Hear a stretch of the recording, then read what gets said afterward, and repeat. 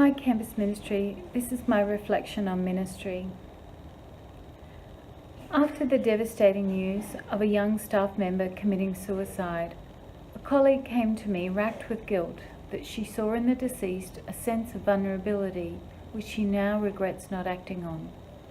She also wishes she wasn't a person that feels so much for others, as when things go wrong, it's too painful. Why was this person not coping as well as others on her team? And why would she be questioning her personality and how God created her? This lady has a deep faith and is very personable, and she easily connects to others. So her interactions with the deceased were of a good friendship, and they had quickly formed a bond. She has a deep sense of empathy for others, but she now doubts its worth. Going through my own thoughts was how grateful I was to have such a lot of experience with grief to be able to communicate with her clearly. I was also acutely aware that I have 2 sons myself around the age of the young man, who are also very quiet and keep to themselves. I hoped that I would never have to experience this devastation myself as a parent. Also feeling a deep sense of dismay at the tragedy and wishing that this epidemic of youth suicide could be addressed somehow more proactively through our nation and as people of faith. In questioning her own reaction to the news of her colleague's death, this lady perceived herself to be abnormal in her reaction. Who in this day and age has the right way to react to such news? Has social media and Hollywood shaped how we are to react?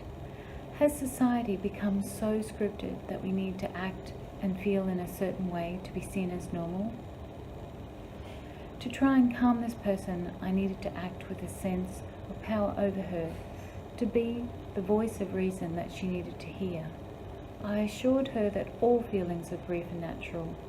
We all feel guilt when a person takes their life. We all ask ourselves, what could I have done differently to stop this from happening? I had to be the voice of reason to explain that God created her in His image. He made her to be the loving, caring and vibrant woman that she is, so that she can touch the lives around her with His love. She wouldn't be able to stop, which no one can, a person from taking their life if they choose to. This young man was unwell, and it sadly is a sickness which no one can see, and no one will ever know why these things happen. I also reminded her that her role with ACU is the perfect vehicle to connect people with our mission and with our faith, that she has been created with just the right balance of love and enthusiasm to make her role a success. God knew what He was doing when He created her so full of love and compassion, and we read this so beautifully in Psalm 139. You formed my innermost being.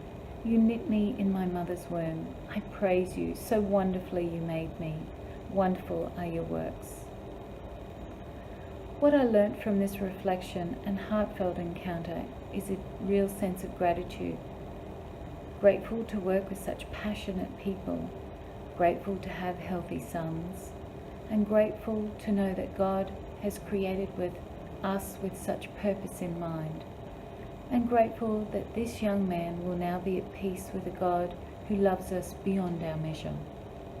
We can never know the mind of God, but we do know from Paul's letter to the Romans that God demonstrates His own love for us, that while we were still sinners, Christ died for us. Thank you.